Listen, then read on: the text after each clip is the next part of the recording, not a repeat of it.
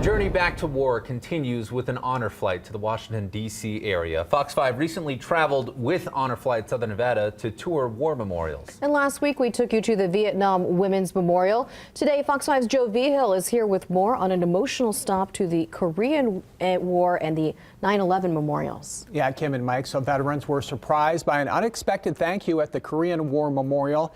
And then we heard a story we did not expect when we arrived just outside from where a plane hit the Pentagon.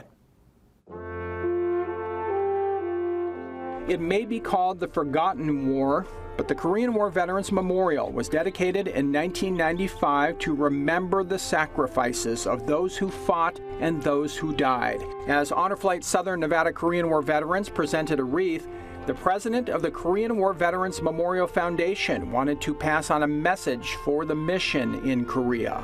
Thank you for all that you did in the defense of South Korea all those decades ago. What you did for a country that you didn't know and people that you didn't know was you saved them, changed their history, and you made America better. It is as simple and as profound as that.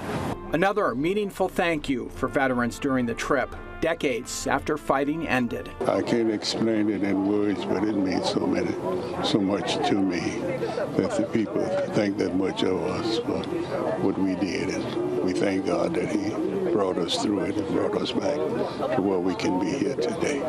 Words can't explain it, really. It's really awesome. Later, the group toured the 9/11 Memorial, just outside where a plane hit the Pentagon. There are 184 memorial benches for the people killed on the plane and inside the building. This is the first time I've gotten to see the memorial, and it's very moving. It really is. And it's, brings back memories. John Ottery is an Honor Flight Guardian, paired with a veteran during the trip. Ottery was working in D.C. on 9/11. I was supposed to have a meeting here in the Pentagon on 9/11 in one of the conference rooms a couple of wings away from where the plane went in. But he didn't make it to that meeting. The meeting had been canceled. So he remained at the Washington Navy Yard not far from the Pentagon. But his two friends who were supposed to be at the meeting, again held inside the Pentagon but away from where the plane hit, ended up where the plane went in and died.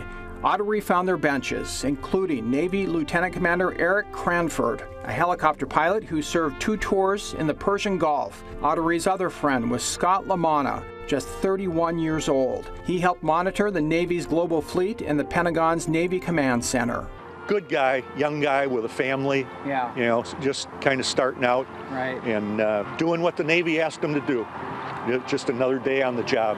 An emotional day for John Ottery and Honor Flight veterans who know freedom isn't free and are so proud of people who served and died.